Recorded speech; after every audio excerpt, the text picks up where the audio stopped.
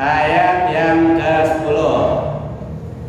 Innal ladzina fatanul mu'minina wal mu'minat. Itu ya. Tsumma lam yatubu falahum 'adzabu jahannam wa lahum 'adzabul harim. Innal ladzina fatanu, sesungguhnya orang-orang yang apa tuh? Fatanu itu apa? Menimpakan cobaan. Yang memberikan cobaan. Sesungguhnya orang-orang yang memberi cobaan kepada orang mukmin dan mukminat itu ya. Walau ada bulan. Baik, kita bahas lagi. Innal ladzina fatanu, sesungguhnya orang-orang yang memberikan fatanu, cobaan. Nah, makanya fitnah. Fitnah itu adalah cobaan. Min fitnatil dajjal, min fitnatil mahya wal mamat, ujian. Pada ayat ini menggunakan kata mukminin. Mukminin ini adalah bentuk isim, artinya orangnya. Maksudnya adalah orang-orang yang beriman pasti akan diuji oleh Allah Subhanahu wa Ta'ala. Nah, ada orang beriman dan uji, nah pasti diuji. Fungsi ujian itu di dalam hal keimanan, pertama Allah ingin mencari keimanan seseorang. Benar kan dia beriman nih? Makanya semakin dia beriman kepada Allah, semakin luar biasa ujian. Makanya kita kalau dalam hidup ini ketika nggak pernah diuji oleh Allah Subhanahu Wa Taala, itu tanda tanya ada apa nih?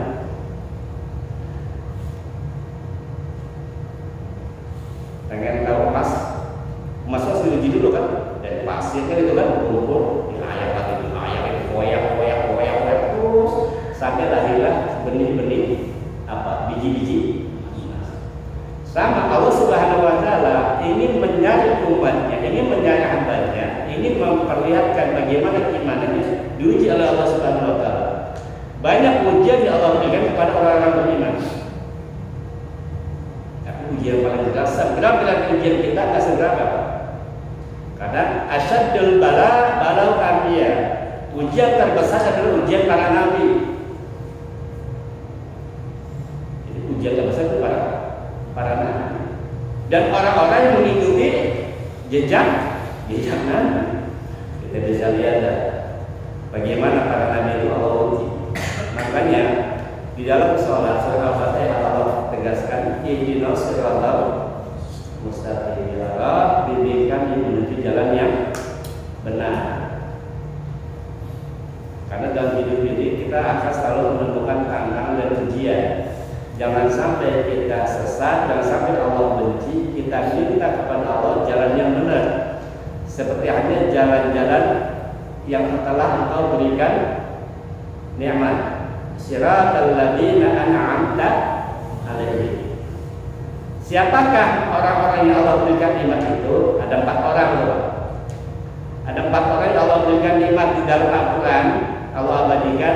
Siapa mereka? Minan nabiyyin, para nabi. Kita bisa ambil ibrah, ambil contoh, ambil iktibar, ambil pelajaran dari kisah para nabi. Kita sudah bahas berkali-kali ini. Nabi Adam alaihissalam ketika diturunkan oleh Allah ke muka bumi, memang tugasnya sebagai khalifah. Beliau sepanjang hari nangis sampai 40 hari 40 malam, ada 40 tahun, menyesali dosanya sampai beliau berdoa, Rabbana zalamna anfusana wa illam taghfir lana wa tarhamna lanakunanna minal khasirin.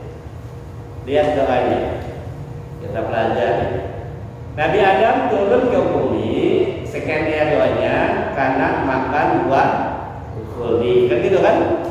Akibat dirayu oleh iblis. Yang salah siapa?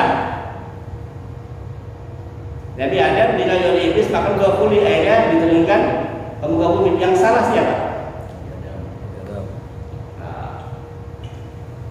Sebenarnya nggak mau sih Pak, di kantor nih. Sebenarnya nggak mau sih Pak, gimana ya? Habis atasan saya. Sebenarnya nggak mau sih Pak. Ketika Nabi Adam makan buah fruit dirayu oleh iblis, yang salah siapa? Iblis apa Adam? Adam. Ayo.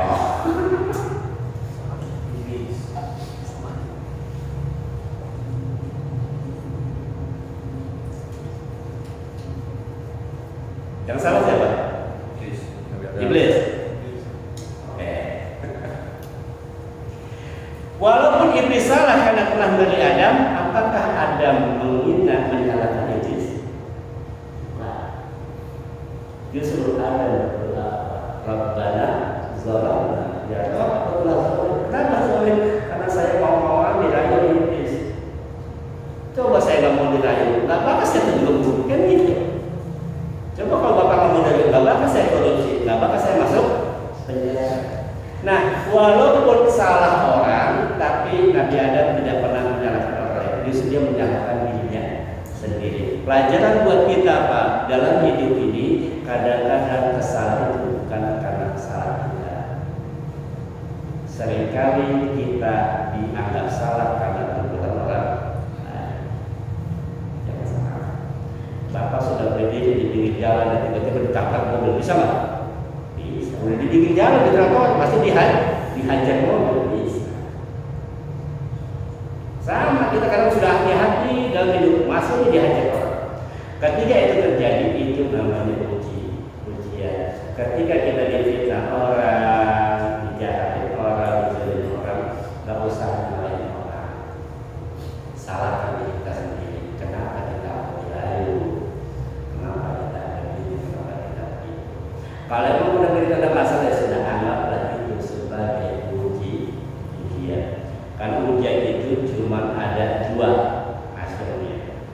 Ujian ini, yang pertama menghapus dosa, yang kedua mengangkat derajat. Udah itu. Balasan dari ujian, yang pertama menghapus dosa, yang kedua mengangkat derajat. Mungkin sholat kita nggak sempurna, mungkin bacaan kita nggak sempurna, mungkin puasa kita nggak sempurna, sehingga ada dosa-dosa yang bisa diampuni. Nah, cara Allah mengampuni dosa-dosa kita dengan cara dikasih musibah, dikasih ujian. Yang kedua, ujian itu pasti ngangkat derajat, pasti ngangkat derajat kita. Paling tidak derajat kita di mata Allah Subhanahu wa Ta'ala. Kenapa? Kalau di mata orang kita rendah, yang penting Allah sebagai saksi. Dan para nabi itu ujian yang luar biasa. Nabi Ayub, ya kan? Tadinya kaya, Nabi Ayub kaya raya, hartanya banyak, bininya cantik, dia lebih satu. Nah, sehingga cerita Allah uji nih keimanannya, ladangnya bahkan dimusnahkan oleh Allah, ya kan?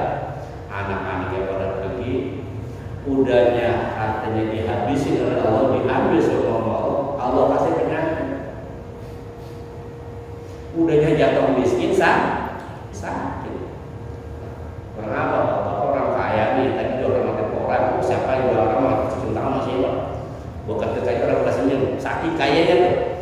Karena kalau orang kaya bukan terkait di sini nih, tapi kalau orang miskin, dia ceramah juga, dia ngoceh, katanya digede-gede. Orang kaya, nah tiba-tiba Allah ambil harta kita, Allah orang yang sama kita dilecehkan. Itu ujian para nabi. Udahnya jatuh miskin, sakitnya nggak tahu nanggung. Nah, cuma ini perlu diklarifikasi, penyakit Nabi Ayub itu bukan penyakit orang apa borok itu, enggak kayak gitu. Nabi nggak ada kayak gitu, nggak sejorok itu.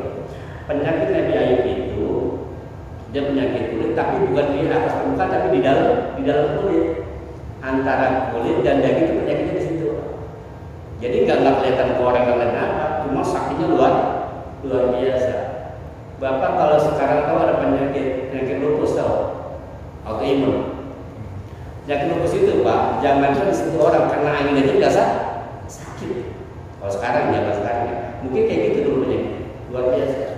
Saking miskinnya Nabi Ayub, istrinya itu sampai mau menjual rambut untuk